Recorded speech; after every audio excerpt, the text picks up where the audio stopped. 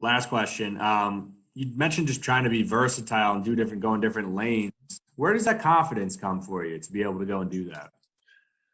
Great question. It probably starts with me having to be the man of the house from a very young age, right? I had to, my mother had to work and go to school, so I had to take care of my younger brother. So I had to cook for him, feed him, make sure he was in and out of school, and Yeah. do laundry and things like that. So I think, if I had to describe myself in one word, it'd be responsible.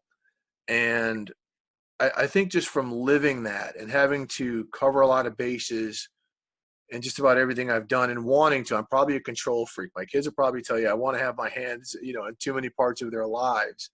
Um, but I think just the desire to be versatile has kept me in the game a lot longer than it keeps a lot of other people. If you're just a broadcaster, well, we're seeing what's happening this coronavirus. My network is shut down. I can't go on air all the time. So the fact that I'm nimble enough to be able to write or to be able to do something like this or to do a podcast has helped me have legs where I am valuable. Because again, if you're just in a singular lane, that lane can get cut off at any time.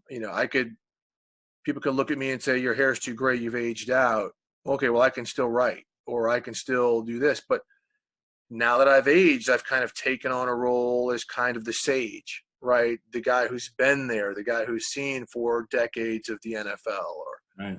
or can be that reference point for younger people instead of kind of fighting it, kind of rolling with it and embracing it. And I think the versatility is important in today's world.